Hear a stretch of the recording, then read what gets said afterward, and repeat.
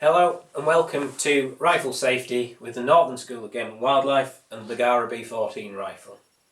So what we're going to look at in this video is how to safely carry a rifle when we're working with it outdoors.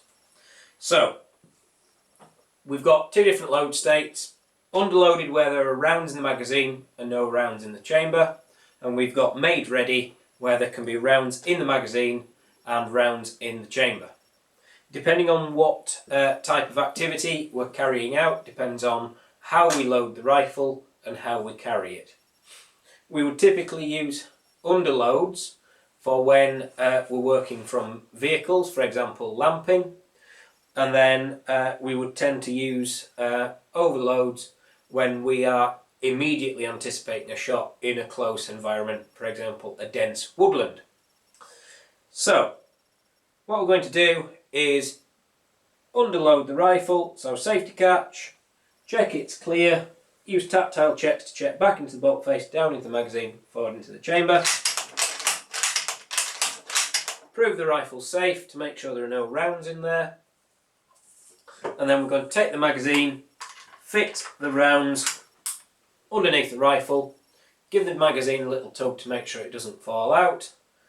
And then what we would do is, if we were going stalking on an open hill with clients, so for example red stalking in Scotland, rifles underloaded, and then we would carry the rifle over our shoulder, over our back, and basically support the grip of the rifle or support the bottom of the sling so that the rifle barrels stay straight up in the air, so that we don't allow the rifle under the weight of the moderator to slip backwards and then cause the muzzle to point at any client behind.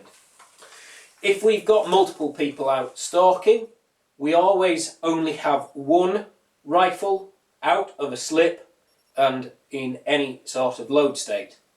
The person carrying the rifle should always be leading the stalk, so they should be at the front of the party, and everybody else should be following behind, so there's no chance of anybody walking in front of the rifle or the muzzle and being shot. What we then do, once we get into a beast or we spot a deer on the fell, it's time to enter the crawl phase. So once we've got ourselves stalked in, we're going to go down on our belly, and then once we get crawled into the shooting position, that's when we work the rounds from the magazine to the chamber, and basically take the shot by removing the safety catch and squeezing the trigger.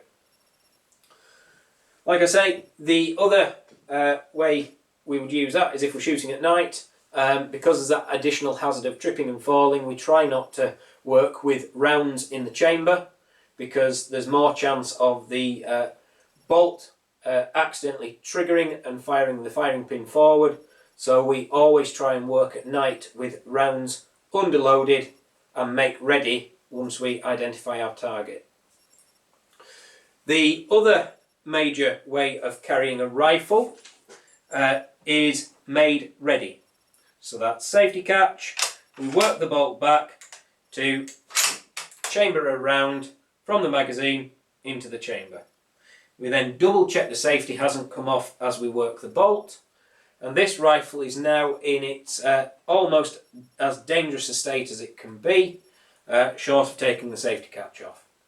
So where we use this is either when we're working on ranges, or we're working from static positions such as high seats, or spying points where we're waiting to ambush a target.